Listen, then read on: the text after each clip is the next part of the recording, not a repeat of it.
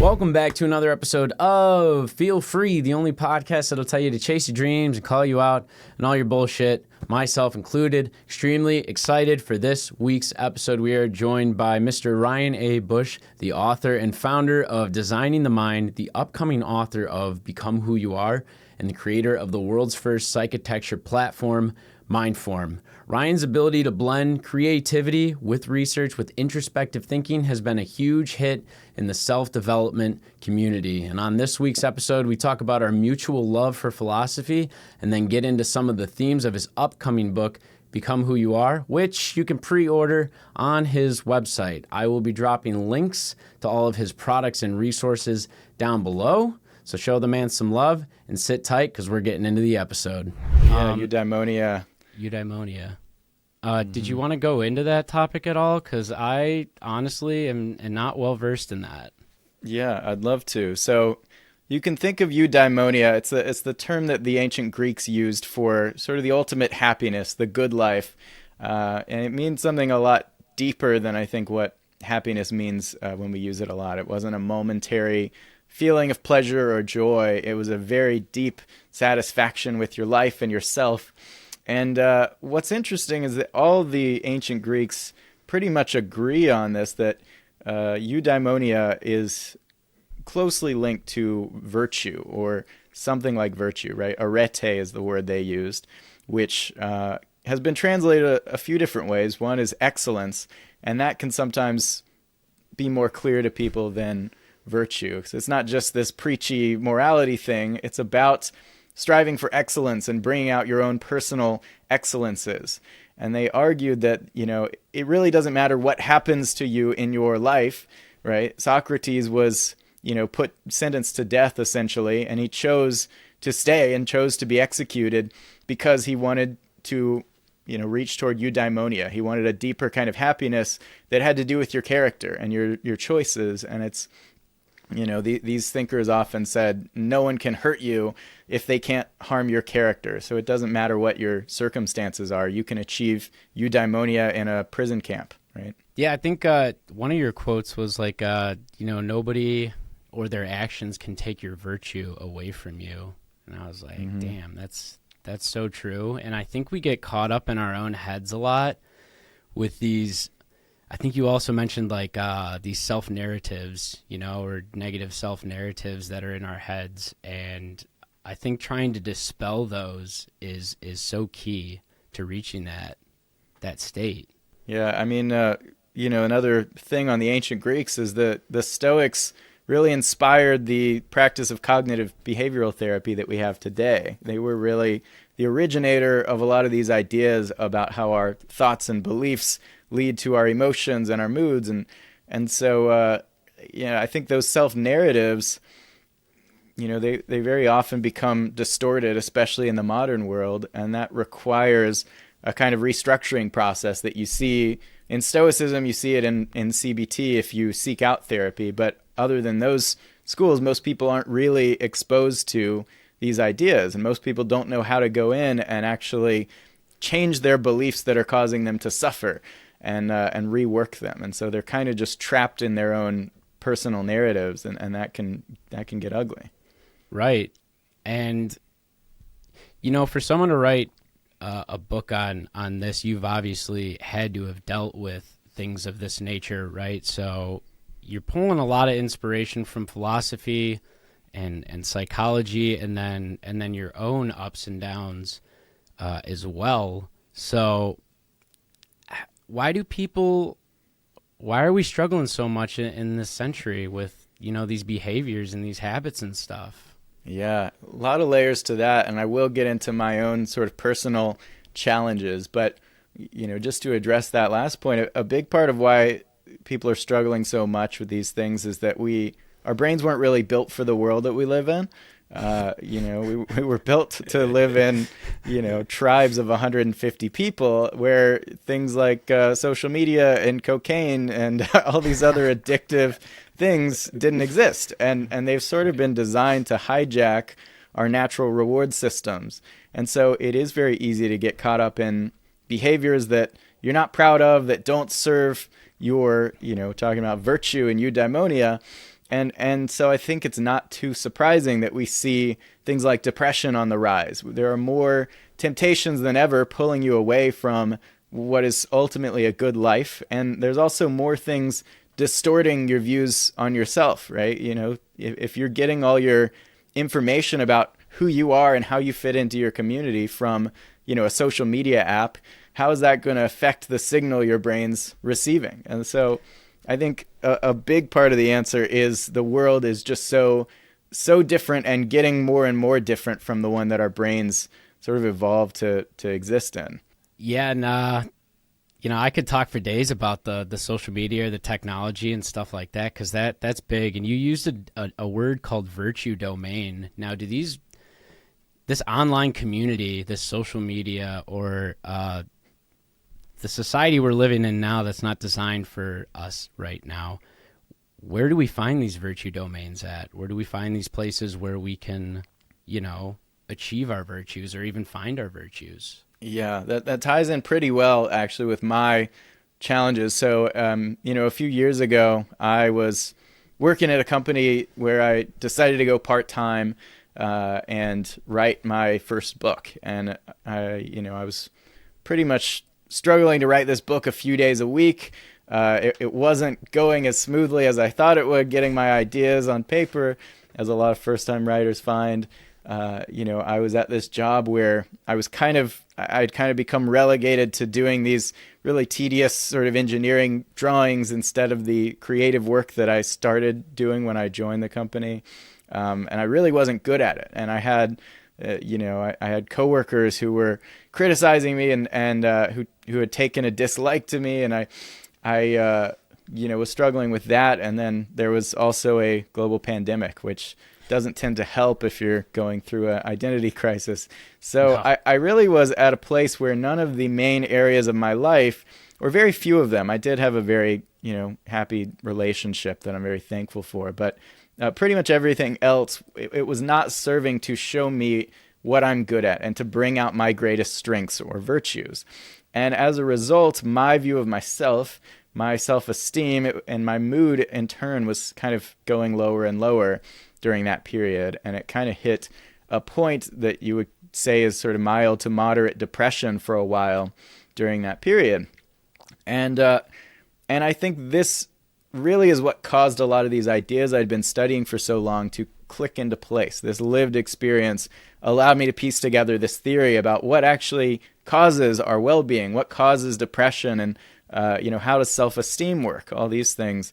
And so talking about virtue domains, I think what's crucial is that you build sort of vessels in your life that allow you to exercise your greatest personal strengths, the actions that make you proud of who you are, that you admire in other people. And I think this can come through your work. It could come through your relationships, your hobbies, communities. And yeah, I mean, I think even a social media network in theory could do it. I built what you might call a social media network, but it's a online community called Mindform, where it actually has been designed for humans and not for advertisers, right? It actually is built to bring out the best in us and help us achieve self-mastery. And I think it does serve as a virtue domain for members. But ultimately, a lot of us don't have these core avenues in our lives. We have jobs that are monotonous and repetitive and don't allow us to be creative and be the person we want to be. We've got, relationships potentially that don't bring out our greatest strengths. And particularly for people who aren't religious, we don't have a lot of really great communities that bring about like a lot of social connection. And that's just, there's a lot of issues with the modern world that sort of cause people to get trapped in a place where they can't see what's great about them. And I've argued in this book that your brain is really trying to see what's great about you, and it's regulating your mood according to what it sees. Right. Damn. Yeah, that last part, your brain, or I'd even say yourself, you mentioned the ego a lot. I think your ego is trying to tell yourself that, you have these things to be proud of, these virtues, as you're saying. And this kind of segues a little bit, but the ego has been given a bad rep here in the Western world and even the Eastern world, and those sects and stuff like that. I don't believe that you can totally get rid of the ego, because in a sense, if you can learn to live with it in a healthy manner, then you find things to be proud of, that give you this purpose and this meaning. And right at the start of your book, you said something, finding meaning in meaningful projects.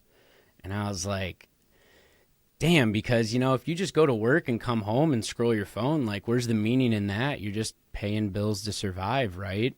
And we don't have a lot of communities that are showing us how to be the best person we are, and that's sad. I agree. I think, especially on the ego point, I would say, the Eastern world started it.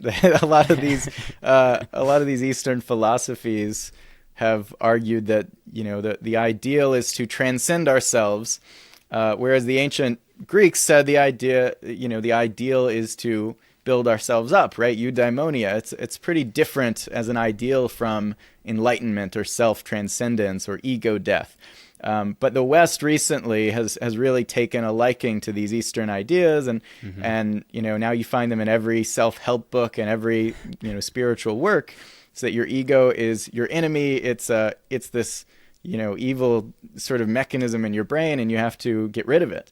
And I've sort of questioned, well, is anything lost if we destroy our egos, if we disable this mechanism that is presumably in our brains for a reason, at least an evolutionary reason?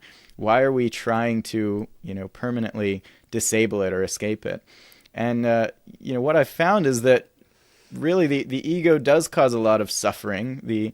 What I've called the self-appraisal system in our brains, it does create a lot of negative thoughts and negative moods, but it's doing that because it's trying to find good things about us, things to like and be proud of, and to show off to our social tribes and friends and potential mates and all these things. And so, yes, it's responsible for the suffering and the self-critical monologue, but it's also responsible for the pride and the admiration we feel for ourselves. It's responsible for the good moods along with the bad. And so my stance is that we should, have a healthy respect for our egos. We should be trying to design better egos that are better capable of seeing our strengths and acknowledging them. But we should also be trying to sort of prove ourselves to our own egos. We should be going out every day and trying to give ourselves reason to be proud of us. And that'll result in the ego producing positive thoughts and healthy moods and happy, lives, essentially. And that's easier said than done, but I do provide a number of sort of steps and exercises in the book for actually going about that project. Yeah, absolutely. Another thing that you had mentioned was embracing the ego, or having the ego embrace your virtues. So, I mean, we've talked a little bit about virtue, but for the people who are listening, what do you define virtue as? It's a good question. It certainly includes the things that we think of as virtue, the moral things like honesty. But I think it includes everything from compassion to courage to creativity. I mean, anything that we look at another person and we say, wow, I really admire that about them. That's a good trait that they have, right? This is really what a virtue is. And I think it's important, too, that we observe other cultures to make sure it's not just something that our culture sort of tends to admire. Like there are plenty of skills like stock trading that our culture sort of values, but that an indigenous tribe wouldn't care about. But there are also virtues that, you could go to any culture in the world and they would admire it. Courage is admired in every culture. And so these are what we really need to be paying attention to, because it means there's something very deeply ingrained about these traits in our brains. And so, Martin Seligman and Christopher Peterson came out with a list of 24 virtues that they observe in every culture.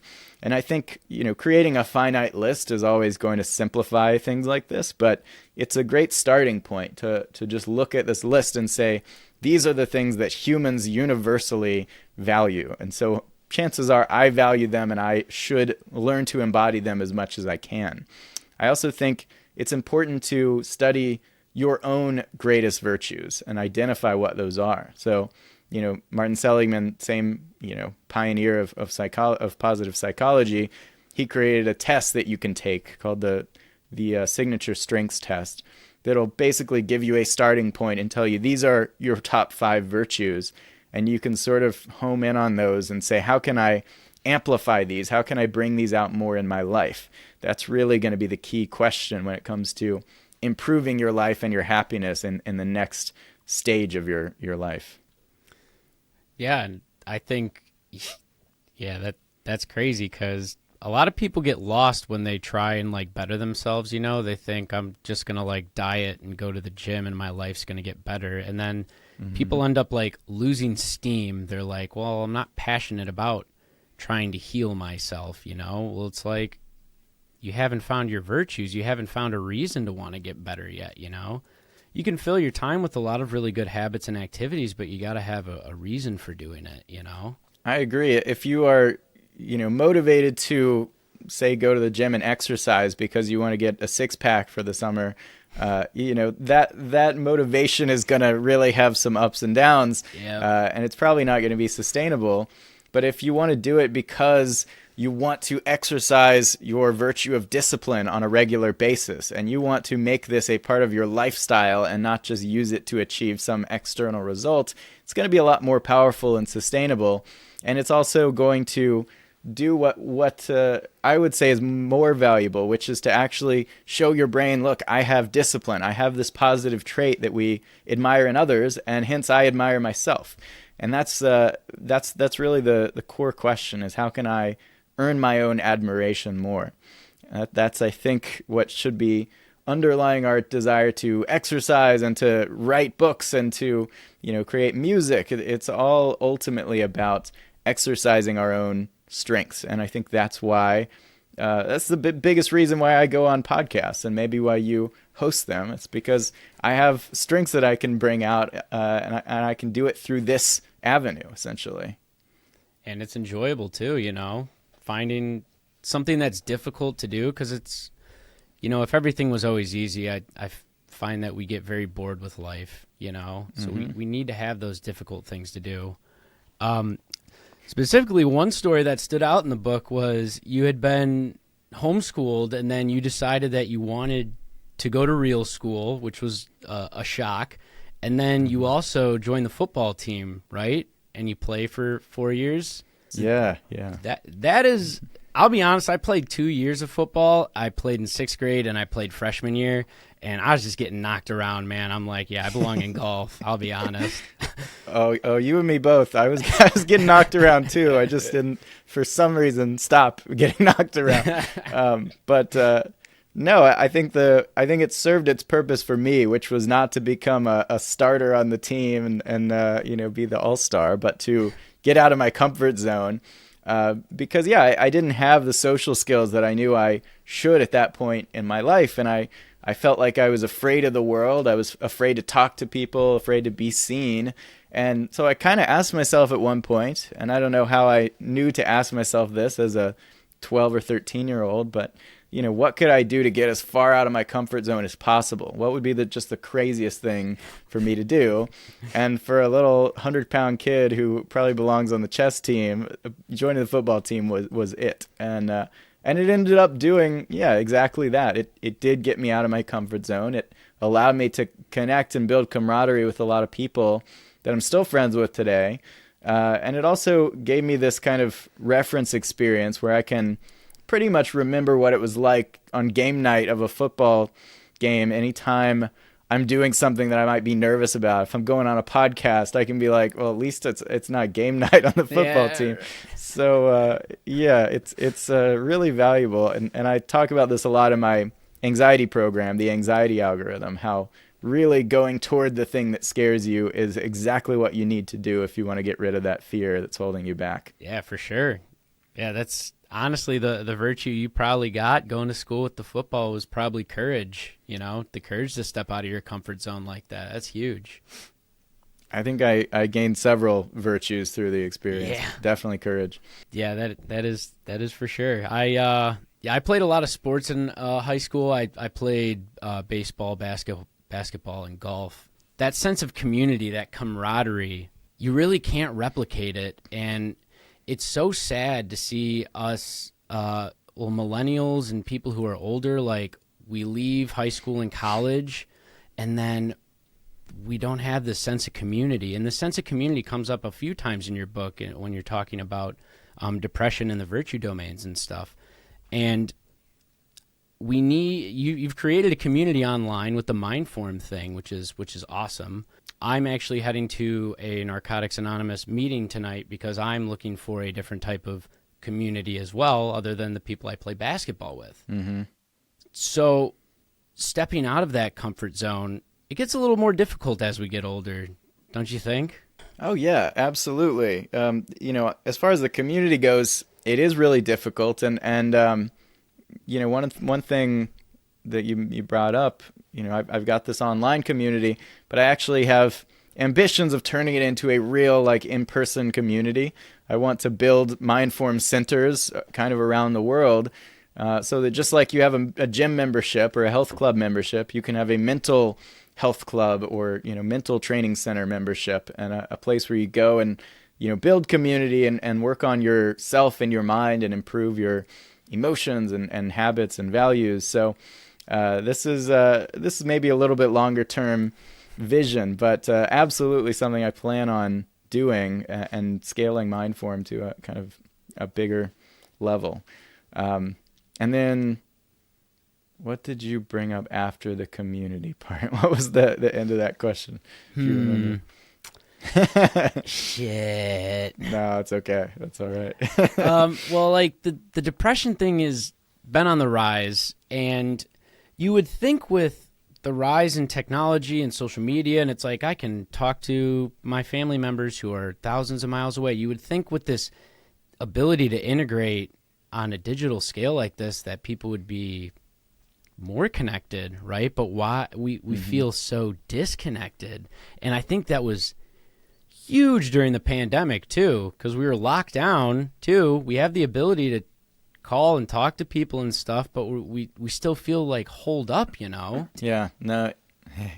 I was going to say it's tough because I try and watch my screen time too, and I've talked about the dangers of social media on my podcast as well, but there needs to be a better way at like being able to regulate that and even teach us how to use it properly, Yeah, well, these tools really haven't been designed, to be healthy. It's like you can do your best to teach people how to think critically and how to respond to these things in an emotionally mature way. But the engineers at Meta are going to keep trying to design the app to get you to do all the wrong things because that makes more money. And so it's a general systemic issue that the further we go down this road with the incentives that we have, the more the world is going to be designed to extract value from humans instead of bring value to humans. And so that's a challenge, but I definitely think striving for our own self-mastery, right? Educating ourselves on how to do these things is certainly better than nothing. And so we do have to sort of fight back in that way. As far as depression goes, being on the rise and kind of what to do about it, I think there are really two general possibilities for someone who is experiencing depression. One is that your brain isn't getting the signal of your personal virtues because you aren't sending them. Or in other words, you're not taking the behaviors that give you reason to be proud of yourself. And this is really common in people who are depressed. They get trapped in this vicious cycle where you're not taking actions. You've adopted this lifestyle of idleness and social media and streaming, video games, whatever. And as a result, you don't have reason to believe positive things about yourself, which makes you feel bad, which makes you not want to do anything, and so on and so on. And so the way to get out of this trap, if you're in it, is to create an activity schedule, essentially, where you gradually, and I mean baby steps, get yourself out of this by saying, okay, every day I'm at least going to tidy up my room and go for a walk. And then once you've got that down, you say, I'm going to read a book and call a friend. And then as you slowly add these things, you pull yourself out of this sort of trap that is so characteristic of depression.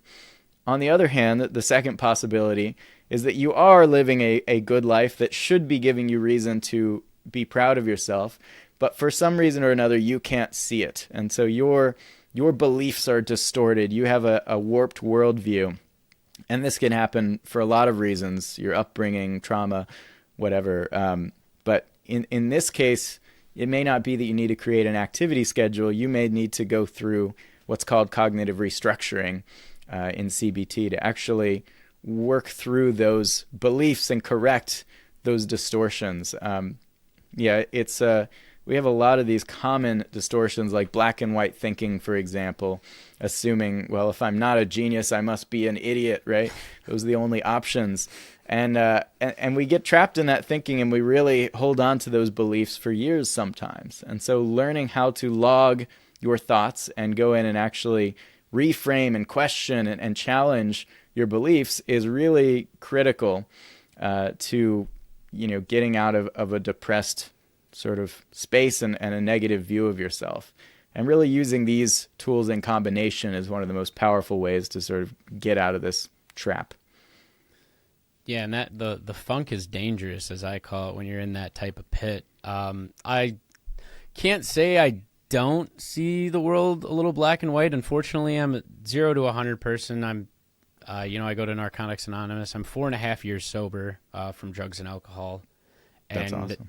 Thank you. And to say that I've always been 0 to 100 is, that's just the way I've been. But because I couldn't see the beauty in myself for those 8 long years of using, I just kept digging a deeper and deeper pit. And then I like how you mentioned, the baby steps with the activity schedule, because realistically, that's kind of how I got off of everything. I was addicted to alcohol, cocaine, weed, ecstasy, and a bunch of stuff. And I'm like, all right, I got to get rid of this one first and then introduce a healthier habit, because when you try and do it all at once, you just get overloaded. Yeah, and you fail and you get discouraged, And sometimes you don't really see the results like instantly. We have this delayed gratification over here in 2024, and people want everything fixed right now, but that's not how it works. Yeah. Wish you could, like, I tell people now, I'm like, listen, you spent years screwing your life up. You're not going to fix it in a day or a week or a month, You're going to live the best life you can live. You got to put in some time, Yeah, it really is the baby steps in every area. I talk about it too with anxiety, for example. People will try to face their fears all at once, or what's called flooding. And if you go from 0 to 10 in terms of, taking on the scariest things that you can, you're very likely going to freak yourself out. You're going to, escape the situation, and you're going to teach your brain that this is actually dangerous, and you're going to, reinforce the fear. So you're more scared than ever. And that's why you have to have the patience to say, okay, I'm going to take my fear to a level 3, and then I'm going to face it. I'm going to sit there. I'm not going to run. I'm just going to wait until my anxiety lowers. And then tomorrow I'll take it to a 4, and so on. And I think that's critical with addiction and that kind of thing too. You cannot try to do everything cold turkey because you will learn the wrong things, and your brain will walk away from it with some very distorted beliefs. Right. And you try and apply that later on in life too. And, the 0 to 100 lifestyle, it's, it's not sustainable. It's dangerous to the human, The only time I ever look at it as something that you can throttle is like with creativity, or like the will to write, or the will to dance or be creative. It's like you don't necessarily want to throttle that. You want to express yourself because, that's what living is if you're a creative person. But, don't stop eating or don't stop sleeping because of it, Like, I think people forget that we're still human. We try and compare ourselves to computers all the time, right? And then we start to embody the smartphones that we're holding. That's a good point. I certainly do. I've talked about how, like, one of the roles that my partner plays in my life, she will snap me out of my, computer obsession, like, state where I just, forget about eating and sleeping and forget to just be like goofy and be a person. And she's great about just pulling pranks or whatever is needed to remind me that I'm a human and I have human needs, basically.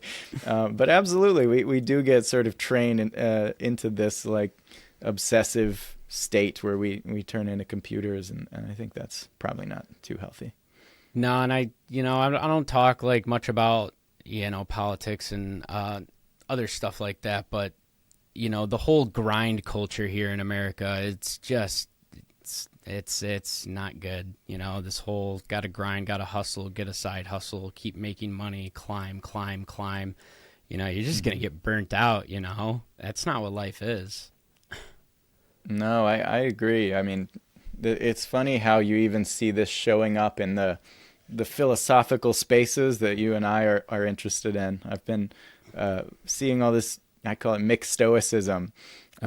Like I saw a thumbnail the other day that was like stoicism, how to tell if a woman is secretly trying to seduce you or something. And there's like how to use stoicism to get rich and get jacked. And it's like, well, this is really not what this is about. It's actually like the opposite of that. These philosophies are there to help you not feel the nagging need to get more and to work harder to earn this external outcome, because really it's not about the external outcomes, and you're not going to be happy even when you get those, and you're going to go your whole life forgetting to actually be happy and make the changes to your mind that will allow you to achieve that peace. Yeah, and like you said, Meta's designing stuff to extract the value out of everything, and insert money in its place. So that's tough. I did want to say one thing that I laughed when I was listening to the book, is because you had mentioned, you're like, well, it's a global pandemic. Surely I can play Animal Crossing all day. And I'm like, my man, dude. Yeah. But then we talk about like this idleness, and it's like, I play a lot of video games, watch a lot of anime and stuff. It gets to a point where it's debilitating, because you get, it's not the best virtues to have, right? Sure. I mean, there's nothing problematic about playing an occasional video game, but they're also designed to be addictive, and they can take over your life. And ultimately what you're doing is, spending your time building up the wrong character. Video games are essentially like what real life is, in that you are leveling up a character in this game. And if you were doing the same thing to your own real life character, you would actually be getting the deeper benefits. But instead, when you turn off that game, you don't feel any better, and you actually feel worse, because you've been neglecting yourself. And so, I mean, ultimately, the problem with that period is I kind of let myself be lazy for a little while. I gave myself permission not to do all the things I'd been doing for years, the exercise, the music, all the things that sort of build me up as a person. And I learned what I had always suspected, which is that that's really not good for your mental health. Like, you always have to keep pushing. You don't ever get to stop in that sense. You don't have to push in the hustle culture, productivity and profit sense, but you need to always be striving to be a better person. And some of that can be creative and professional, and some of it is interpersonal and has to do with, your relationships and how you treat them. But I think you always need to have goals and ambitions. You always need to have things that you're doing to grow and strive for more.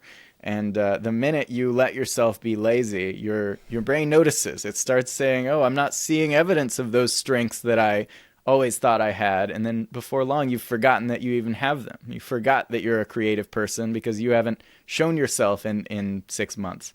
And so, I even worry, like, people see retirement as this golden, end state.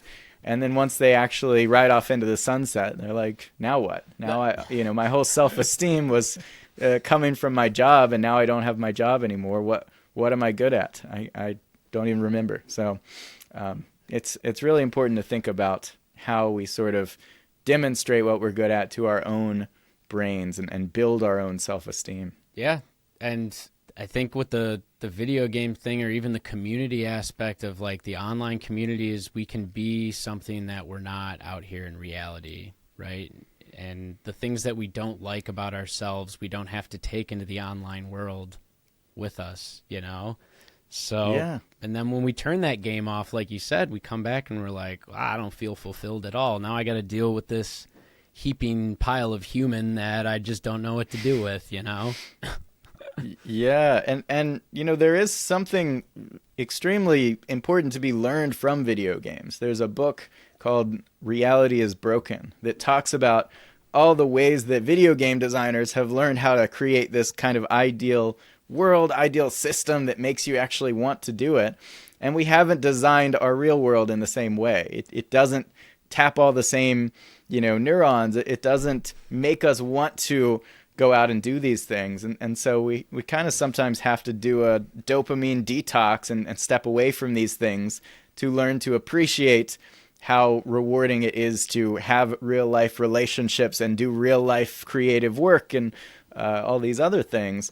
And so, you know, I think learning from video games and how we structure the world can be really valuable. I mean, if people can get so addicted to World of Warcraft, where, you know, you're basically, I mean, some of these are sort of simulating real life. You have this character, you put in a lot of hard work and time, and you build up these points and kind of level up, you know. How can we make real life and real character building just as addictive as that, essentially?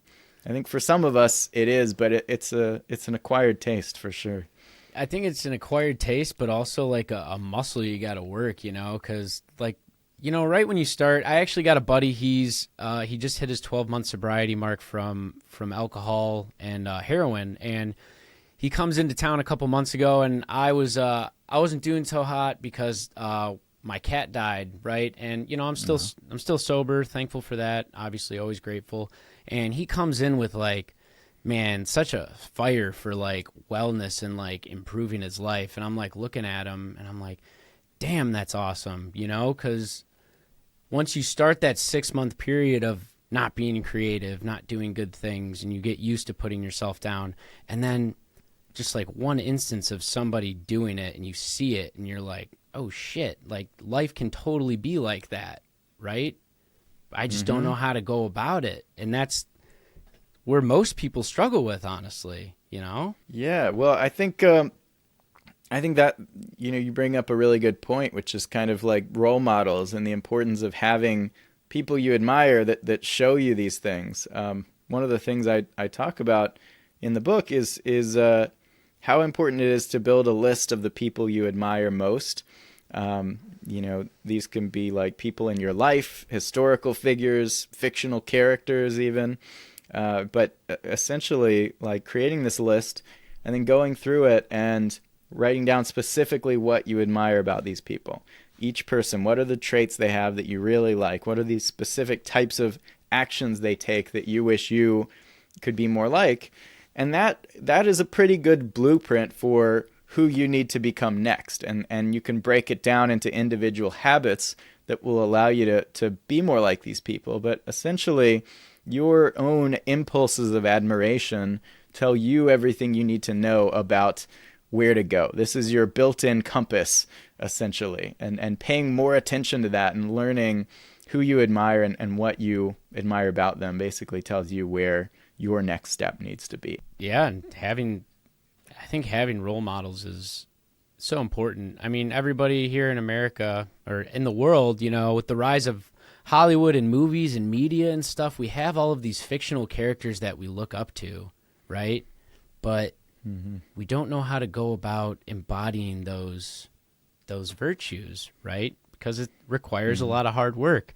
I think at the start of your book, you said you have to go through suffering in order to accomplish things of that nature, you know, something along that. But if you're not like suffering and struggling to be better, like if we were all just like, you know, Marvel superhero, physical specimen demigods who are all insanely smart and stuff, like we're just peak everything. It's like, and everything was peak everything, and people call that heaven, and it's like, well, it's kind of boring.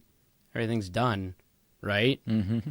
But right now we're not grateful for the fact that we do get to grind and train ourselves and heal, you know? Yeah. I think we don't tend to be grateful enough for our challenges and struggles because they're what we usually look back on and say, wow, I'm so glad I went through that. That's what I'm most proud of. Like that's what turned me into who I am. I also think that, to some extent we glorify suffering more than we should. I think it really depends on the circumstances.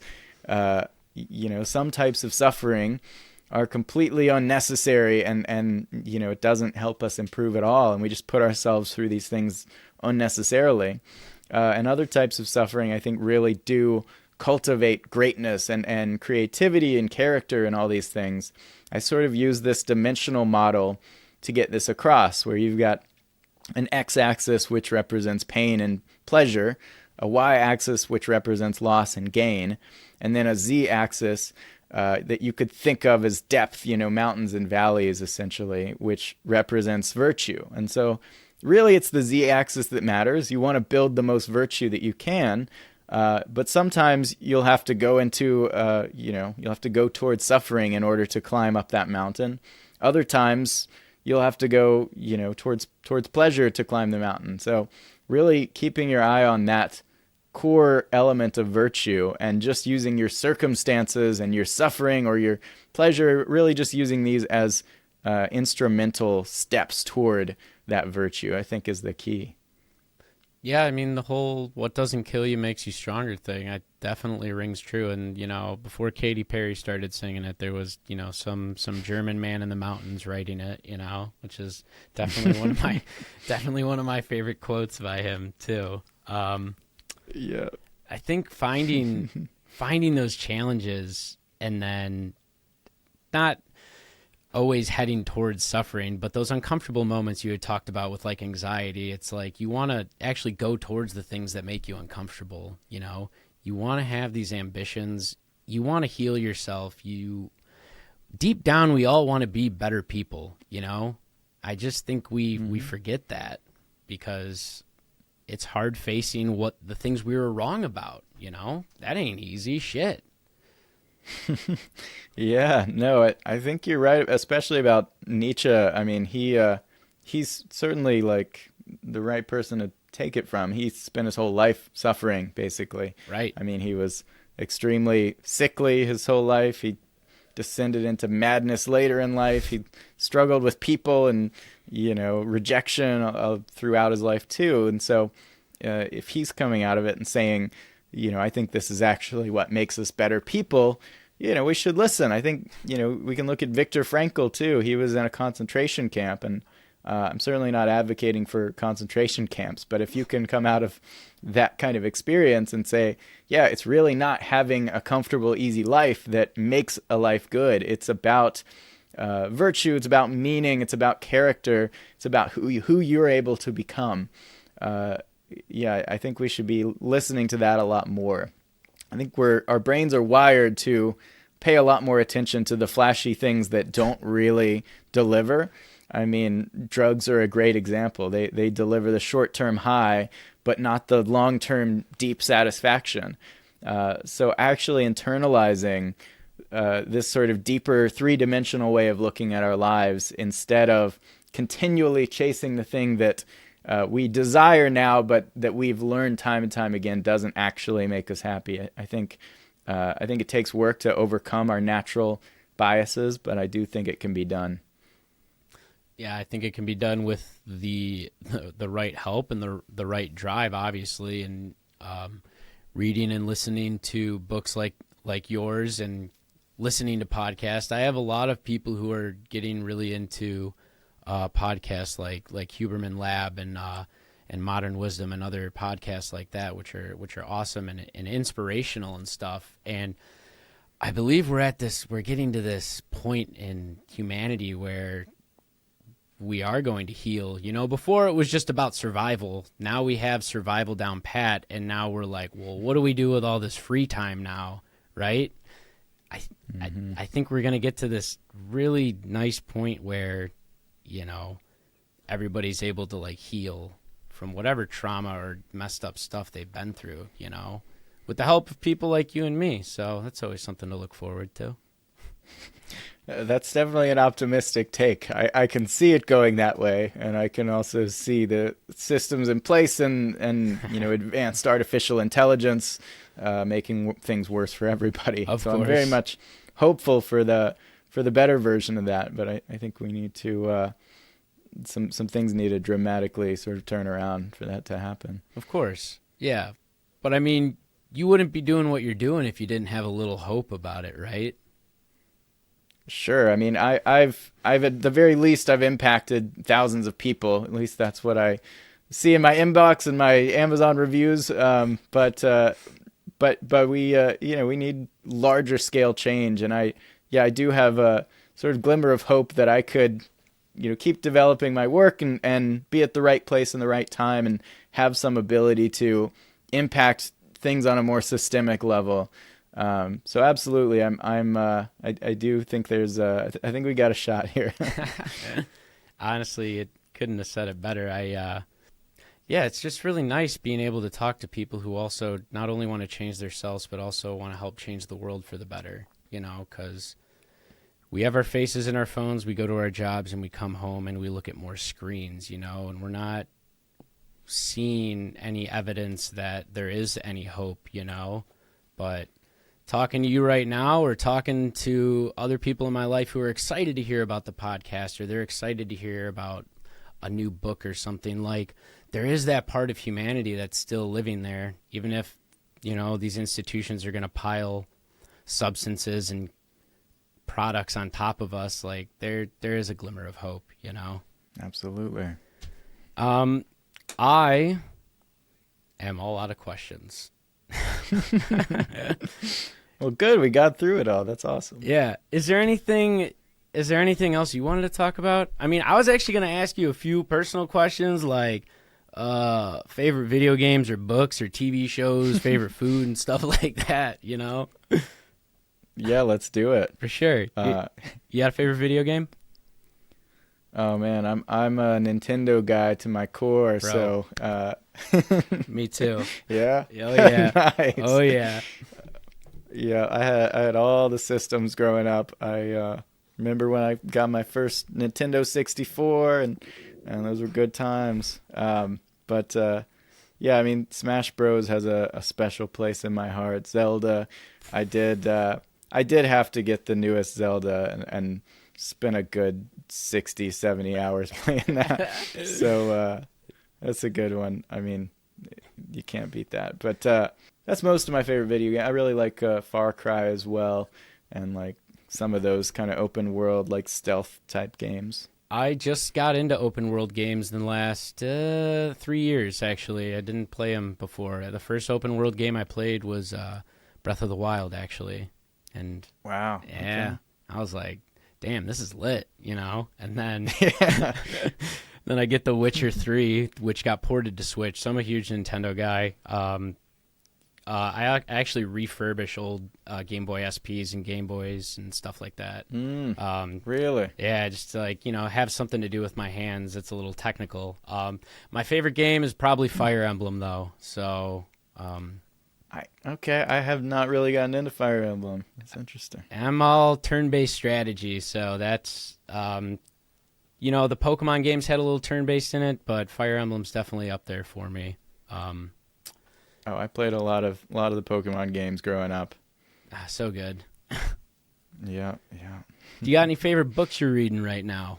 Oh, well, favorite books. I've got several hundred favorite that I'm reading right now. We're actually on Mindform. We have a different book we read every month, and we happen to be reading Epictetus's Enchiridion, which is one of the original Stoic works. Nice. And it's just it's brilliant every time I read it. It's probably the fourth or fifth time I've read it, and love that one. Love Marcus Aurelius as well. The Tao Te Ching is great. I love Maslow as well. I started reading On the Origins of Political Order recently. So I'm trying to branch into understanding more about how society works beyond kind of the individual mind that I've mostly been studying for the last decade. So, yeah, it's tough to branch out into that. Even when I was taking political philosophy at college, I'm like, man, this just ain't it, Chief. I'll tell you what. Sheesh. Yeah. Actually, while you brought this up, so before we go, I wanted to talk a little bit about some of the resources you have available to everybody out there. Now, you just said on Mindform, you guys read a new book every month. Is that right? Yeah, there's a lot going on Mindform right now. If you want to learn more, you can go to mindform.io. But essentially, it is an online community. It's got a number of full-length programs that I've created on anxiety and depression, and there's one on sleep and optimizing it, and then hundreds of my articles and those of members. And yeah, we do read a different book every month. We have live events on a weekly basis to connect and discuss these things. And for a lot of people, this is some of the first people who really think like them that they've met in their lives. I went most of my life not thinking anyone else was obsessed with psychology and philosophy, and then I start this and I meet hundreds of them. So yeah, Mindform is really cool. And then in general, if you go to designingthemind.org/becoming, you can put that in the show notes. One, you can pre-order the new book that we've been talking about, Become Who You Are. But if you put in your email, I'll also send you a couple of free books digitally, the Psychitecture Toolkit and the Book of Self-Mastery, which is kind of a quote compilation that brings in ideas from all these philosophers and thinkers. So it's good stuff. You can get it all at that link. Nice. Yeah, I was actually going to say I am going to be dropping links for all of this lovely stuff that Mr. Ryan A. Bush has for all of you listeners out there. Before we go, is there anything you wanted to say to the listeners about becoming who you are? Maybe where to start with that. Yeah, let's see. We've covered, understanding your own virtues and how to identify those. We've covered how to identify the people you admire most, and sort of deriving your values from that. Behavioral activation, restructuring. We've hit all the main points here. I think now you just need to read the full book and see how it all comes together. So couldn't have said it better myself. Appreciate everybody coming out for another episode of Feel Free. Check the notes. I'll be dropping links for everything. Buy this guy's book. Get on that stuff. We're all trying to be better, and we're trying to heal, and we're trying to become who we are. So y'all have a good rest of your night. Stay up and feel free.